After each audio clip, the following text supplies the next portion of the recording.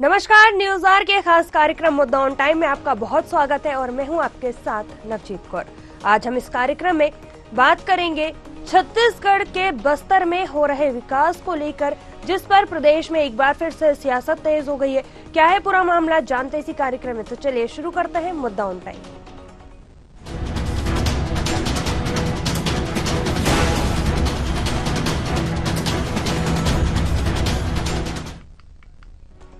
नक्सलवाद का गढ़ कहे जाने वाले बस्तर को तो आप सभी लोग जानते ही हैं। जी हां, हम बात कर रहे हैं बस्तर की। बस्तर में भी बदलाव की ओर आगे बढ़ रहा है, लगातार विकास के काम किए जा रहे हैं। आपको सबसे पहले ये बता देते कि बस्तर छत्तीसगढ़ में शुरू से ही सियासत का गढ़ रहा है। बीजेपी की सरकार बने अब प्रदेश में 9 महीने पूरे होने को है और इन 9 महीनों में बस्तर में कितना बदलाव हुआ है, लोगों के जीवन में कितना परिवर्तन आया है और क्या कुछ मूलभूत सुविधाएं बस्तर के लोगों को उपलब्ध कराई गई है, यह सबसे बड़ा विषय है और आज हम इसी विषय पर चर्चा करेंगे। लेकिन सबसे पहले एक नजर डालेंगे ग्राफिक्स की ओर, जानेंगे कि आखिर पूरा मामला क्या है। नक्सलवाद के गढ़ बस्तर पर सियासत, सबसे अधिक नक्सल प्रभावित क्षेत्र बस्तर। अब बस्तर भी विकास की ओर अग्रसर, मुख्य धारा से जुड़े रहे बस्तर के लोग। 9 महीनों में कितना विकास हुआ, लोगों के जीवन में कितना परिवर्तन आया, आरोप प्रत्यारोप पक्ष विपक्ष आमने सामने। क्या मूलभूत सुविधाएं बस्तर के लोगों को मिली, बस्तर को लेकर भाजपा का रुख। बस्तर विकास की राह पर दौड़ना चाहता है, कांग्रेस ने कसा भाजपा पर तंज। बस्तर की स्थिति पहले से भी ज्यादा बदतर। बस्तर में हो रहे बदलाव को लेकर उप मुख्यमंत्री विजय शर्मा का बयान सामने आया है। उन्होंने कहा है, बस्तर के गांव से होकर आया हूं, बस्तर की जनता का मन बदल गया है, अब सभी विकास की राह पर लौटना चाहते हैं। वहां के लोगों ने मुख्यमंत्री जी से नरेगा शुरू करने की मांग की है। बस्तर की जनता विकास के रास्ते पर दौड़ना चाहती है। आप भी सुनिए उन्होंने क्या कुछ कहा है। बस्तर में सरकार के बूते जो बदलाव हुआ है वो एक तरफ है। मैं आपसे कहना यह चाहता हूं कि बस्तर के लोगों का मन बदल गया है, वो विकास की रास्ते पर सरपट दौड़ना चाहते हैं। बस्तर के एक एक गांव में, अभी कुछ गांवों से होकर आया, पालनार गया था, पुअर्ती गया था, उन गांवों में भी लोगों के मन में उत्कंठा है कि विकास के मार्ग पर सरपट दौड़ा जाए। उन्होंने हम लोगों से कहा, माननीय मुख्यमंत्री जी का संदेश लेकर मैं गया था, मुख्यमंत्री जी से उन्होंने अनुरोध किया है, उन्होंने कहा है कि नरेगा के काम शुरू होने चाहिए, धान खरीदी केंद्र शुरू होने चाहिए। हम भी 1 एकड़ में 65,000 का धान बेचना चाहते हैं, ऐसा भी उन लोगों ने कहा। ये सारी चीजें, पुअर्ती जैसे गांव में आंगनबाड़ी प्रारंभ है, पुअर्ती जैसे गांव में इसका राशन दुकान प्रारंभ है, हाई मास्क लाइट लग गया है, 6 बोर हो गए हैं जिसका पानी आज वो पी रहे हैं। ये सारे काम वहां पर हुए। बीजेपी के 9 महीने के कार्यकाल में बस्तर की स्थिति को लेकर कांग्रेस का कहना है कि बस्तर की स्थिति पहले से भी ज्यादा बदतर हो चुकी है। लोगों को किसी भी तरह की सुविधा उपलब्ध नहीं कराई जा रही है। वहां के लोगों को नक्सली बताकर मारा जा रहा है। जब हमारी सरकार थी तब समस्त सुविधाएं बस्तर के लोगों को उपलब्ध कराई जा रही थी, जिससे उनका जीवन सुधरने लगा था। कांग्रेस क्या कुछ कह रही है, आप भी सुनिए, फिर इसी मुद्दे पर चर्चा करेंगे। भाजपा की सरकार बनने के बाद बस्तर जो है रक्त रंजित हो गया है, लहूलुहान बस्तर हुआ है। एक तरफ नक्सली निर्दोष लोगों को मार रहे हैं, दूसरी ओर भारतीय जनता पार्टी की सरकार फर्जी मुठभेड़ कराकर वहाँ के निर्दोष आदिवासियों को मार रही है। नक्सलियों को मारना चाहिए, नक्सलवाद को खत्म करना चाहिए, पर इस सरकार के पास 9 महीने में ना तो कोई नीति है, ना तो इनके पास कोई योजना है। और जिस प्रकार से गृह मंत्री जी का बयान आता है, कभी कहते हैं कि नक्सलियों से फोन पर चर्चा करेंगे, कभी कहते हैं कि नक्सलियों से वो सुझाव मांगते हैं, तो कंफ्यूज हैं गृह मंत्री जी। उनको नक्सलवाद पर कैसे काम करना है ये उनको पता नहीं है। इसीलिए आज केंद्रीय गृह मंत्री को छत्तीसगढ़ आना पड़ा है नक्सलवाद के विषय को लेकर। और कांग्रेस की सरकार के दौरान जो नक्सल की नीतियाँ बनाई गई खत्म करने के लिए, विश्वास, विकास और सुरक्षा, जिससे बस्तर में नक्सलवाद खत्म होने के कगार पर था, भाजपा की सरकार बनने के बाद तो नक्सली फिर पैर पसार रहे। इसके लिए इस सरकार जिम्मेदार है, इनके पास ना कोई नीति है ना योजना है, ये सिर्फ बस्तर के आदिवासियों को डराना चाहते हैं। तो जिस तरीके से देखा जा रहा है कि छत्तीसगढ़ के बस्तर को लेकर एक बार फिर से प्रदेश में सियासत तेज हो गई है, आरोप प्रत्यारोप का दौर लगातार जारी है। सत्ता पक्ष को आपको बता दें कि विपक्ष घेरता हुआ कहीं ना कहीं नजर आ रहा है। वहीं अगर उप मुख्यमंत्री विजय शर्मा की बात कर ली जाए तो उन्होंने कहा है कि बस्तर के गांव से मैं होकर आया हूं, बस्तर की जनता का मन बदल चुका है, अब सभी विकास की राह पर वापस आना चाहते हैं। वहां के लोगों ने मुख्यमंत्री जी से नरेगा शुरू करने की मांग भी की है। वहीं बस्तर की जनता विकास के रास्ते पर दौड़ना चाहती है। चलिए, हमारे साथ मेहमान जुड़ चुके हैं। सबसे पहले आपका उनसे परिचय करा देते हैं, फिर इस मुद्दे पर उनसे चर्चा करेंगे। हमारे साथ सादिक अली, कांग्रेस प्रवक्ता, आर.के. शुक्ला, राजनीतिक विश्लेषक जुड़ चुके हैं। आप सब मेहमानों का बहुत बहुत स्वागत है। सबसे पहले सादिक जी, आपका रुख करेंगे और जानना चाहेंगे कि जिस तरीके से देखा जा रहा है कि डिप्टी सीएम का बयान भी निकलकर सामने आया है और उनका कहना है कि वह बस्तर होकर आए हैं और वहां की जनता ने अपना मन बदल लिया है और वहां की जनता विकास की ओर आगे बढ़ना चाहती है। आपसे जानना चाहते हैं, क्या कुछ कहेंगे आप इस पर? नमस्कार जी। मैं तो यही कहना चाहूंगा कि आज गृह मंत्री जी को, केंद्रीय गृह मंत्री जी को छत्तीसगढ़ का रुख करना पड़ा है। तो क्यों? वो इसलिए कि यहाँ जब से राज्य सरकार बदली हुई है, भूपेश सरकार जब से गई, विष्णुदेव साय की सरकार जब से आई है, 2000 से अधिक महिला उत्पीड़न के केस हो गए, 600 से अधिक हत्याएं हो गई। जिला मुख्यालय, कलेक्ट्रेट जैसे मुख्यालय भी अब सुरक्षित नहीं रह गए, जलाए जा रहे हैं। कानून व्यवस्था पूरी तरीके से ध्वस्त हो चुकी है। आज ये सबको देखते हुए केंद्रीय गृह मंत्री जी को यहाँ पर आना पड़ा है। तो सीधी सी बात है, आदिवासी वनांचल में जा करके ये अपने पाप है उनको धोने का प्रयास कर रहे हैं। 30 से अधिक फर्जी मुठभेड़ में आदिवासी भाई जो मरे हैं, मृत हुए हैं, उनको लेकर के डबल इंजन की सरकार क्या कहेगी? एनआईए की जो पक्षपातपूर्ण कार्रवाई जो चल रहा है उसको लिपापोती करने के लिए केंद्रीय गृह मंत्री जी का छत्तीसगढ़ आगमन हुआ है। मेरा तो यही कहना है। चलिए ठीक है, हमारे साथ आर.के. शुक्ला जी भी जुड़े हुए, उनका रुख करेंगे। शुक्ला जी, आपके पास आना चाहेंगे। जिस तरीके से देखा जा रहा है कि बस्तर को लेकर एक बार फिर से छत्तीसगढ़ में सियासत तेज होती हुई नजर आ रही है, जहां एक और बीजेपी की बात कर ली जाए तो बीजेपी कह रही है कि विकास की बात कर रहे हैं, तो वहीं कांग्रेस का कहना है कि बस्तर की स्थिति पहले से भी ज्यादा बदतर हो चुकी है। आपसे जानना चाहते हैं कि आखिर इसमें क्या कुछ सच्चाई है? देखिए, नक्सलवाद हो, उग्रवाद हो, आतंकवाद हो, किसी भी प्रदेश के लिए या किसी भी देश के लिए ये एक ऐसी समस्याएं हैं, जब तक इनका स्थायी रूप से समाधान नहीं हो जाता है उस पर्टिकुलर एरिया का विकास संभव नहीं है। आप और हम सभी जानते हैं कि बस्तर हमारा नक्सल प्रभावित क्षेत्र है। अब हमारे प्रदेश का निर्माण 2000 में हुआ था, मतलब आज 24 साल के बाद भी बस्तर हो या प्रदेश के अन्य क्षेत्र हो, अगर दोनों ही पार्टियां विकास करने का दावा कर रही हैं तो 24 साल से क्या आप सो रहे थे? दोनों की सरकारें रही हैं, भारतीय जनता पार्टी की भी, कांग्रेस की, ठीक है ना?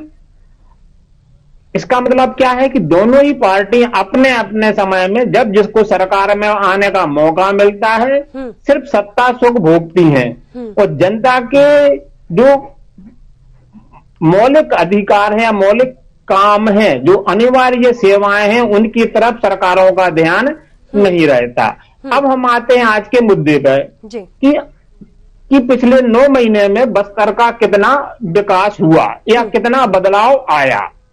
मेरा अपना मानना है कि सुरक्षा के मामले में प्रदेश सरकार अच्छा कार्य कर रही है, उसकी सराहना की जाना चाहिए और इसके लिए हमारा पुलिस बल और सरकार दोनों ही बधाई के पात्र हैं।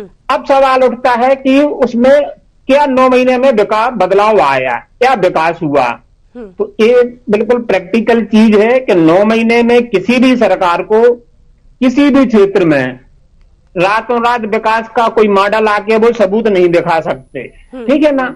हाँ, धीरे धीरे प्रयास उनके जारी हैं।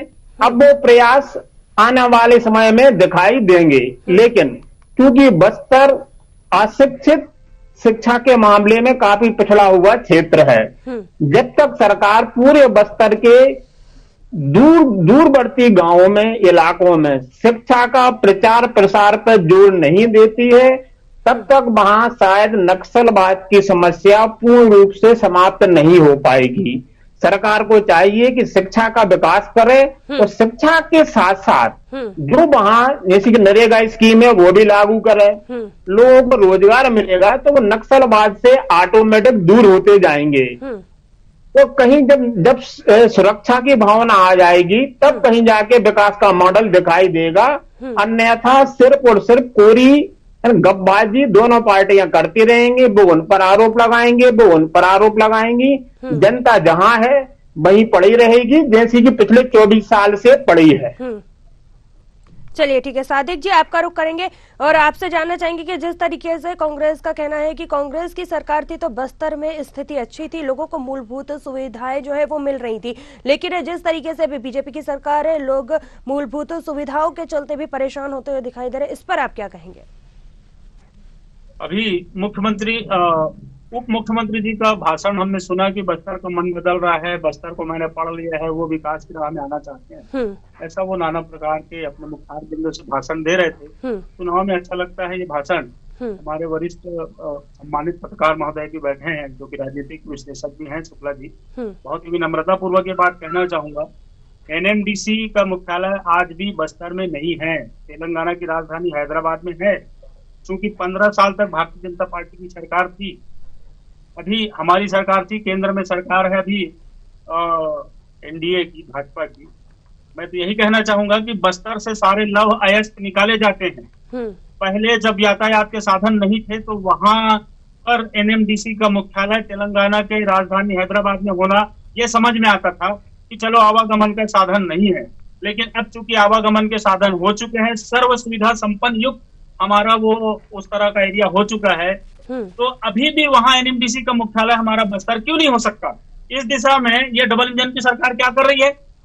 इसके अलावा दिल्ली राजरा से जगदलपुर रेल लाइन है, वो आज भी आप लोग देख सकते हैं कि इस टाइम प्रधानमंत्री जी ने इस रेलवे लाइन का उद्घाटन किया था और ये 2017-18 में दिल्ली राजरा रेल मार्ग के निर्माण का उद्घाटन हमारे देश के यशस्वी प्रधानमंत्री जी करते हैं और भानु प्रतापपुर तक का उसका उद्घाटन था और मंच में यह आश्वासन दिया गया था कि ये 2021 में बन जाएगा जगदलपुर तक का रेलवे लाइन।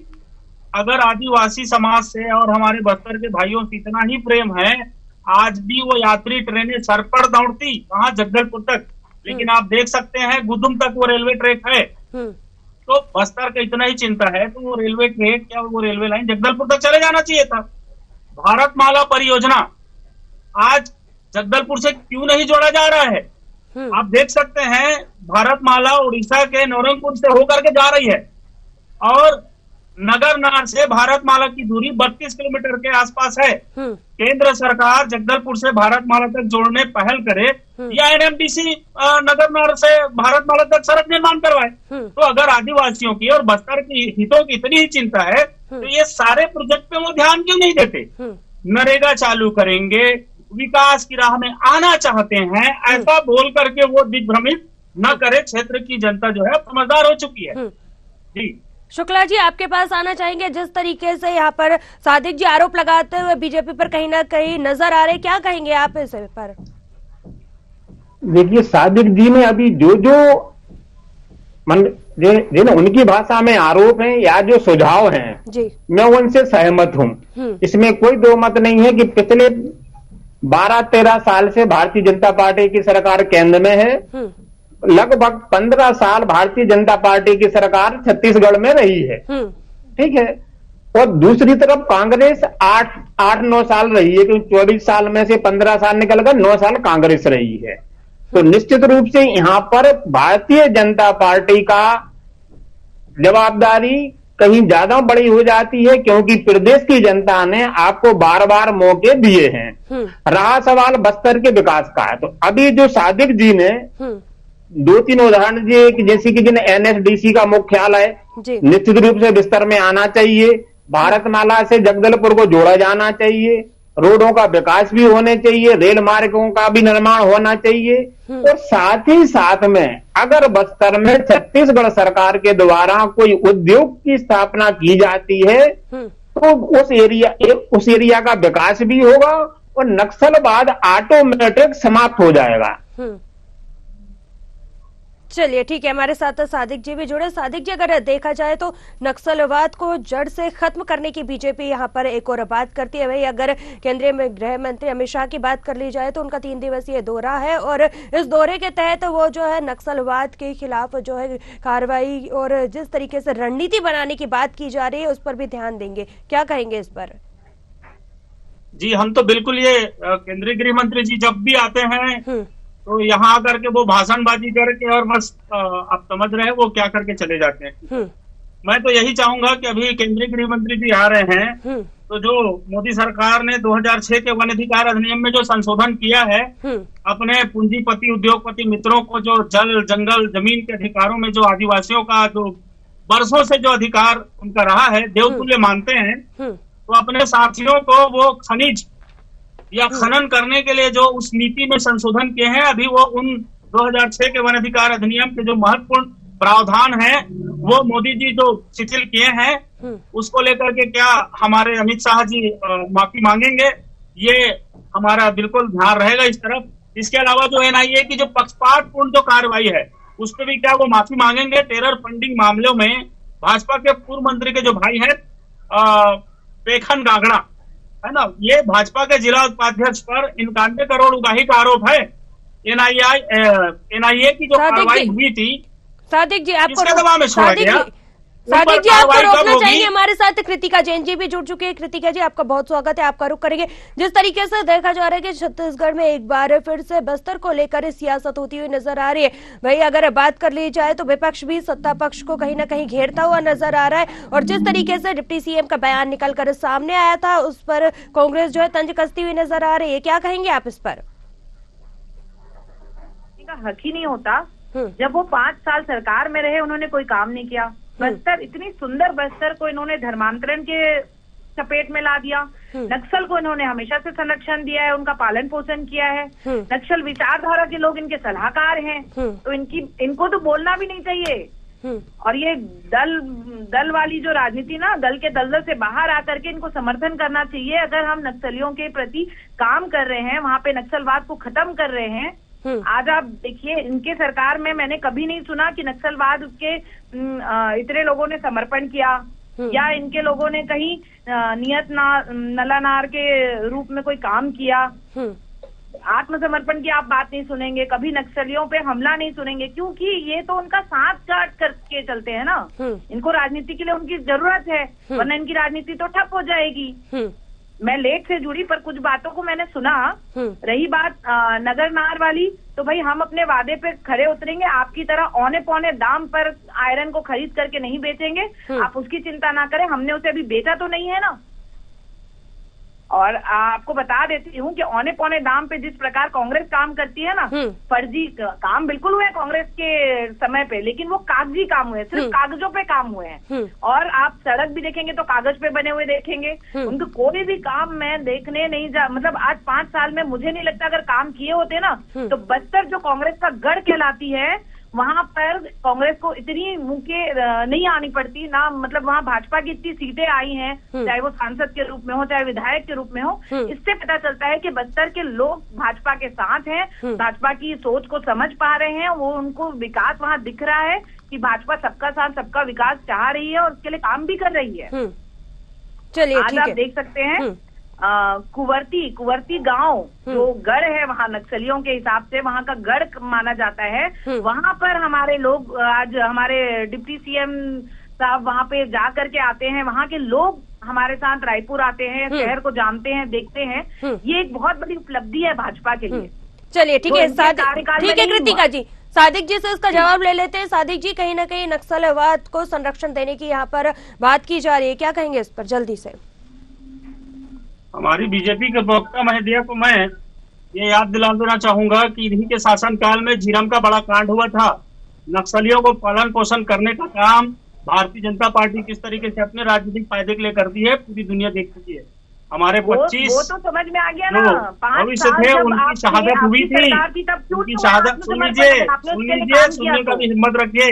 और रही बात आप नगरनार की बात कर रहे हैं तो नंदराज पहाड़ी पर भी आ जाइए। नंदराज पहाड़ के ग्रामीणों के जो आस्था जुड़ा हुआ है नंदराज की पहाड़ियों से, उस पहाड़ को देवतुल्य मानते हैं, वो उसकी पूजा करते हैं। बैला डीला नंदराज पहाड़ लव ऐश के लिए, लव ऐश के दोहन हेतु है ना, रमन सरकार ने 2016-17 में अडानी जी को लीज पर दे दिया था। हमारी सरकार ने आकर के उस लीज को खत्म किया था, लेकिन जैसे ही हमारी सरकार चेंज हुई पुनः नोटिफिकेशन जारी कर दिया गया। आप कितने आदिवासियों के हितैषी हैं, कितने ही बस्तर के हितैषी ये दिखता है। आप, मैं एक बार फिर से आपसे वो सवाल फिर से करूंगा, आप यदि बस्तर के इतने हितैषी हैं तो आप एनएमडीसी का मुख्यालय आप बस्तर कब ला रही हो बता दीजिए। कृतिका जी, आप एनएमडीसी का मुख्यालय आपको रोकना चाहिए, सादिक जी को अपनी बात पूरी कर लेने दीजिए। परियोजना रोड को जगदलपुर से क्यों नहीं छोड़े हो आप जोड़ दीजिए। दिल्ली राजरा तक मात्र आप रेलवे लाइन बिछा के छोड़ दिए हो। आपके जो हमारे प्रधानमंत्री जी खुद आके घोषणा किए थे जगदलपुर तक सर्पल रेल दौड़ेगी, कब दौड़ेगी वो बता दीजिए। चलिए ठीक है सादिक जी, ठीक है सादिक जी, आपके सवालों का जवाब कृतिका जी से ले लेते हैं। कि सरकार में चाहते हैं कल ही रेलवे लाइन बिछ जाए, क्या ये संभव है? आप बताइए, क्या ये संभव है?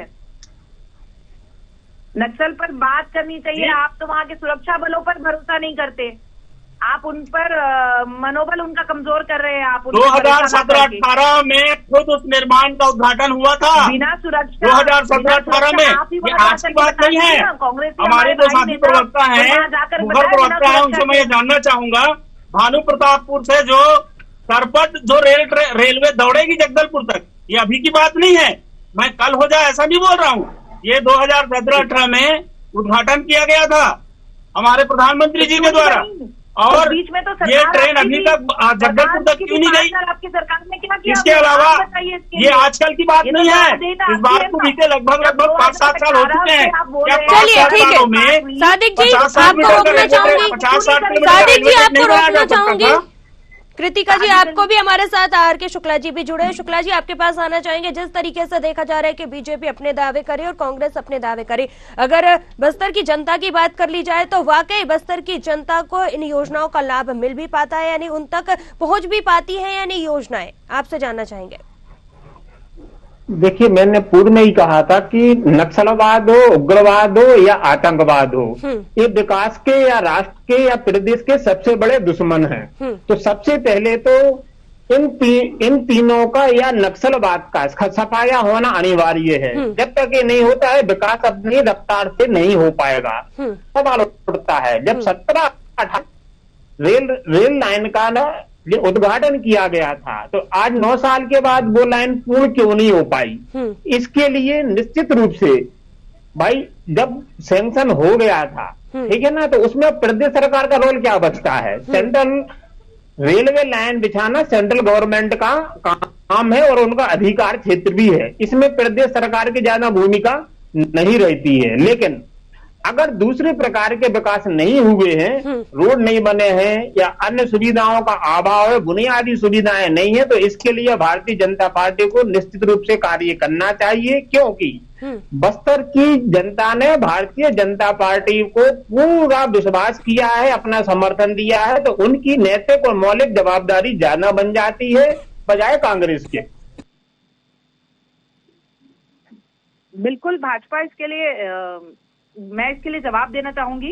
भाजपा इसके बिल्कुल तत्पर है, वो अपनी तरफ से पूरे प्रयास कर रही है। आज हमारे मुख्यमंत्री हो, मतलब गृह मंत्री, हमारे उप मुख्यमंत्री विजय शर्मा जी का आप देख सकते हैं, वहां जाना, बार बार उनका दौरा होना, वहां पे नक्सलियों को, नक्सलवाद को, जिस प्रकार से हमारे भैया ने, शुक्ला जी ने कहा कि नक्सलवाद के कारण वहां पे डेवलपमेंट और विकास थोड़ा धीरे हो रहा है, वो इसी कारण से हो रहा था, जिसके लिए हम पहले अभी नक्सलवाद को टारगेट करके चल रहे हैं। इसके बाद आप धीरे धीरे वहां की जनता जो हम पे विश्वास जताई उस पर काम करती हुई भाजपा आपको दिखेगी। बिल्कुल वहां पे सारी योजनाएं पहुंच रही हैं। नियत नल्लनार के रूप में हमारा अच्छा गांव इसे कहा जाता है, और वहां पर हम कैंप लगा करके उनको अपनी सारी कड़ियों से जोड़ने का प्रयास कर रहे हैं, चाहे वो शिक्षा हो, चाहे रोजगार हो, आयुष्मान कार्ड हो, राशन का लाभ हो, सभी लाभ उनको पहुंचाने का प्रयास कर रहे हैं। और बिल्कुल हम उनके वादों पे, हम उनके इरादों पे खरे उतरेंगे। भाजपा उनके साथ हमेशा है, वहाँ के जनता के साथ है।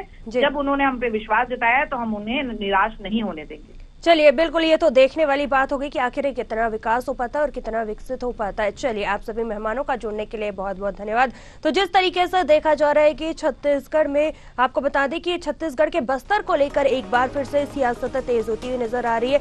बीजेपी की सरकार बने अब प्रदेश में 9 महीने पूरे होने को है और इसको लेकर आपको बता दें कि 9 महीनों में बस्तर में कितना बदलाव हुआ है। वही अगर बात कर ली जाए तो डिप्टी सीएम का बयान भी निकलकर सामने आया है। उनका कहना है कि बस्तर की जनता ने अपना मन बदल लिया है और बस्तर की जनता अब विकास के लिए आगे आना चाहती है। आपको बता दें कि विकास की ओर दौड़ना चाहती है, इस तरीके का उनका बयान आया। लेकिन इस पर छत्तीसगढ़ में एक बार फिर से सियासत कहीं ना कहीं तेज होती हुई नजर आ रही है। जहां बीजेपी की बात कर ली जाए कि बीजेपी ने अपना लक्ष्य रखा है कि नक्सलवाद को जड़ से खत्म करने की बात की जा रही है। इसी के तहत कवायद भी तेज हो गए। चलिए, फिलहाल न्यूज आवर के खास कार्यक्रम मुद्दा ऑन टाइम में इतना ही। मुझे दीजिए इजाजत, आप बने रहे न्यूज आवर के साथ। नमस्कार।